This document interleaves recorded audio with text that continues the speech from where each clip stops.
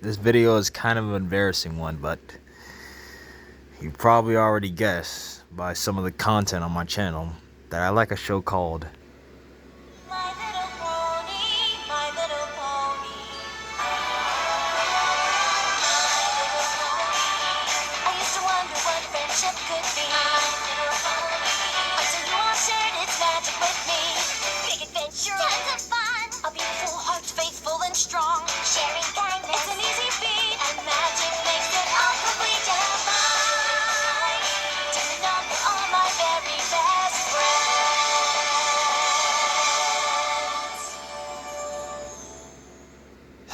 Yep, My Little Pony, the show specifically made for little girls. Became one of my favorite cartoons ever. And as to why, it's actually quite simple. It's a really good show with actual character development and world building. I mean, I know other cartoons had it, but My Little Pony did it in such a way that it just, I don't know, it just felt so unique to other cartoons. And it just actually kept me watching. I was hyped for each episode, and I was never disappointed. I mean, well, there were some episodes, but overall, the good far outweighed the bad, and this show is amazing. But let's talk about one of the show's greatest strengths, in my opinion: the characters. The cast of My Little Pony Friendship is Magic is surprisingly well written, and their interactions are so fun. I mean, in each episode, there's always this new adventure that the characters have to solve, and they end up learning a friendship lesson because of it. That was specifically the first 3 seasons, but it carries out in the next, other seasons as well, such as 7, 8, and 9, 6, and all that. And the cast is pretty well written, as I said. Like an example, Rainbow Dash. In some ways, Rainbow Dash is awfully narcissistic. Like in the first few seasons, I said narcissistic in the first few seasons. But she begins to grow, and in episodes, in the season 3 episode, in the Wonderful Academy episode, she actually doesn't care as much. I mean, what I mean by that is that she just lets go of her ego completely for her friends specifically.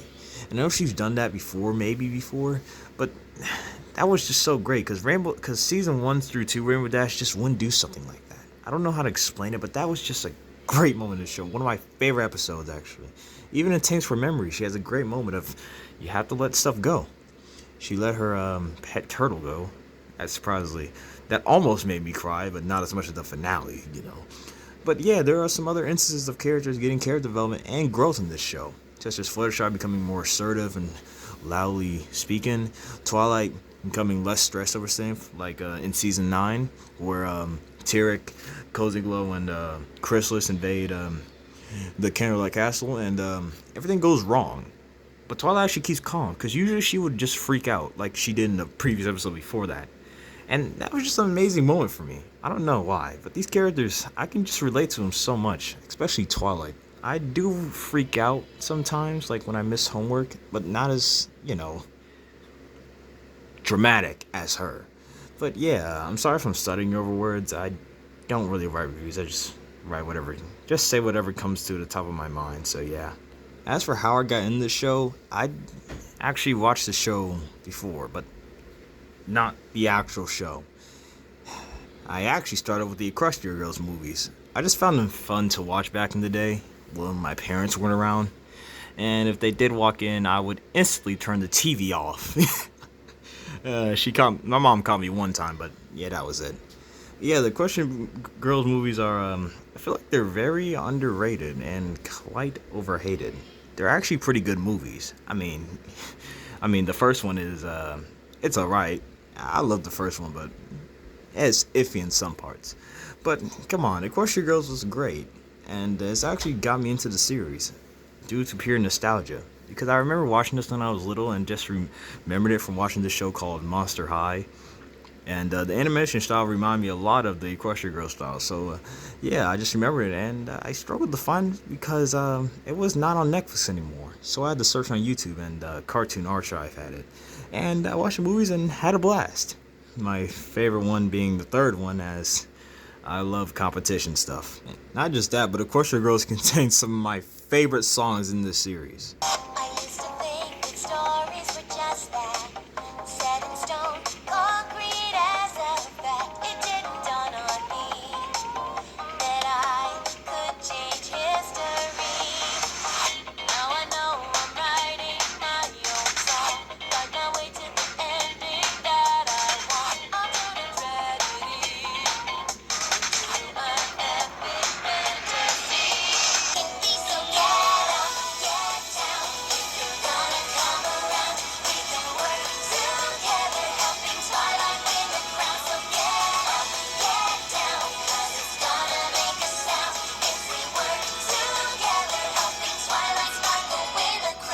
Yeah, you guys get it. One of the things I really like about the Equestria Girls series is Twilight and Sunset Shimmer. I mean, I like their arcs for basically. Like in Rainbow Rocks, you see Sunset Shimmer trying to get redemption after stuff she did, but she isn't forgiven easily, like Starlight. But Starlight became good too.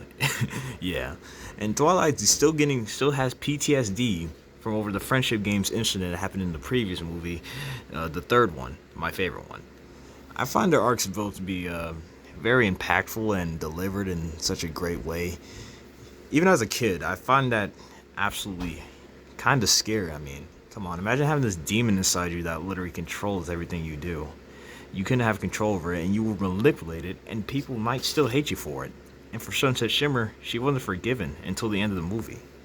That was pretty good. I really like those. But enough of me gushing. So let me tell you what really makes this show so special. The fandom. I know what you're gonna say. The MLP fandom does have some weird people in it, but and it might be weird because it's like a thing for little girls that wasn't even supposed to be targeted towards boys and grown men, grown-ups in general.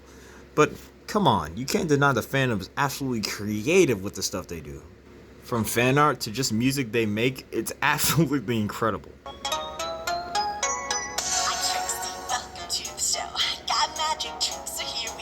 Yeah, y'all remember this? Cause I sure do. This was amazing. I didn't even see it until like 2015, but this song absolutely hit.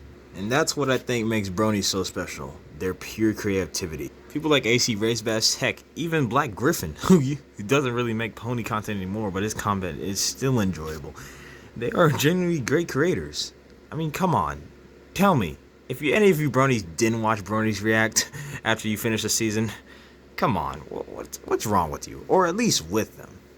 And even Little Shot, one of my favorite pony creators right now, he's still going, even after the show ended in 2019. I just got into the show in like 2022 of summer, and it's actually still enjoyable for me. Even animations like Wow I'm Shooting on Screen, this one made by Forga Lorga, is absolutely, you can tell the effort that was just put into this. It's absolutely amazing. And many more fandom pieces. My favorite fandom piece has to be Lullaby for a Princess. It tells the story of Princess Lusty and Luna perfectly. Trust me, it's a really good fan animation. It doesn't even feel, it actually has smoother animation than the actual show, and I find that very impressive. I mean, come on, look at all this effort put into this. The battle, everything. It's just amazing how the story is told just by the song. I just find that amazing to me.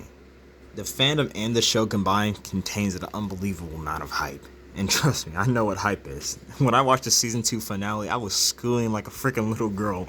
I vaguely remember like that was like 4th of July, and like on the season 3 finale, I was damn near cried. Other season finales were very great, but I felt something genuinely watching them. I laughed and even had a fangasm one time, especially for this scene right here. This scene that I'm about to show has to be the best scene in any cartoon that I've ever seen. Or, for that matter, one of my favorite fight scenes in the show.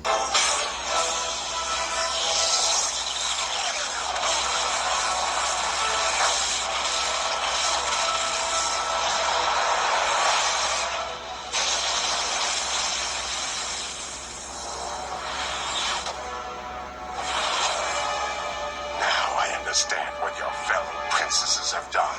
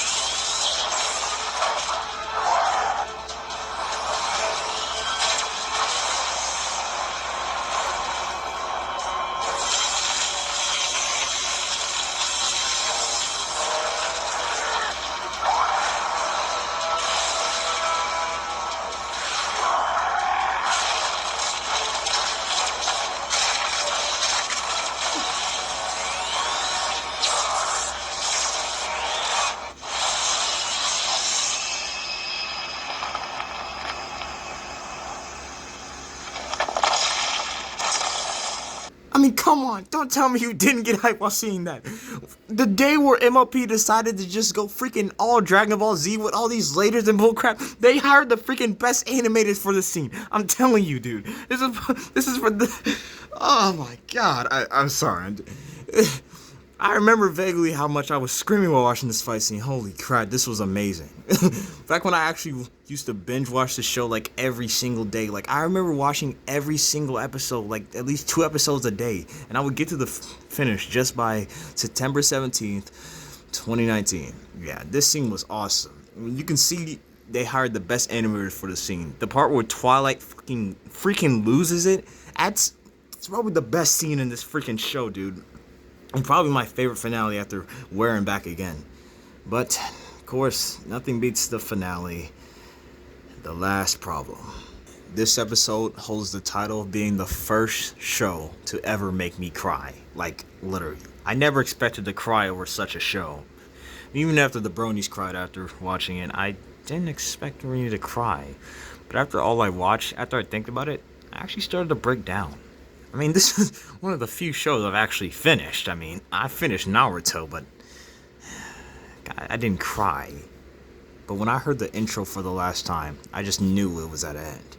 So I, for real, just sung my heart out for this one. I'm not going to show it because I did not record it. This episode's whole message to Shep change, basically to the fandom. But it was kind of sad just seeing, like, these ponies that you followed for, like, 9 seasons. Over, if you're old, like, 9 years essentially. And they knew for this season, they knew it was for the final season, so they wrapped up as much things that they needed. And it was pretty satisfying. A great and satisfying conclusion to this show. I mean, come on. It literally ends with a musical. What better way was there to end the show? The final episode is just perfect.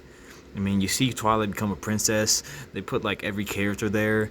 Even Moondancer. Even, what's her name? Tree Hugger. They even put Tree Hugger there. She's one of my favorites. She didn't even appear much. When they showed that scene where all the characters were, that's where I started breaking down. It was just too sad for me. Even Jack's Bay cried to this. I mean, come on. It was just kind of bittersweet. Just knowing the show was coming to an end by season 9. I mean, I enjoyed like every episode of season 9. It's one of my favorite seasons. But like when I got to the final episode, I was hesitant to watch it because I've already watched the 2 episodes before this, and those were a new level of hype that I've never seen in my life. I mean, I haven't got hype since I read this Deku versus Shigaraki fight and the Dark Deku arc and like the My Academia manga. But this comes to a close second right here. I mean, when all the ponies appeared on that hill, all the creatures, that was insane. If you watched all the show, you would know how freaking hyped that is. That man. But yeah, this show is just something special, and it's truly lightning in a bottle. This show had no reason to be that good, yet still may have a good story that appeared to not just little girls and boys, but to grown adults as well. That's why the show is going to be remembered as one of the greatest cartoons of all time, if not the greatest. This was truly a great show. And it even helped me out a little bit. By the time the summer hit, I was just burnt out from writing Ultra. And when I started to watch MLP, I started to come up with new ideas for the series in general. Yeah, and that's how this fanfiction started. That's why I wrote the fanfiction after summer ended. That's when I decided I really wanted to do this. So I took new character arts for this character and see what I can do. Yeah, I learned all of that from MLP. It's just beautiful. I started taking inspiration from other shows as well. And yeah, this was just a good ride through all out. I loved every episode of it, and it was just a great show. I've said that like 10 times, but come on, you can't deny it. The show may be over in general, but the fandom will never die. And I'm glad that I watched this show. It came at the absolute perfect time. And yeah, that's about it for me. So, goodbye, fellow Bronies and Pegasisters, as I'll see you later.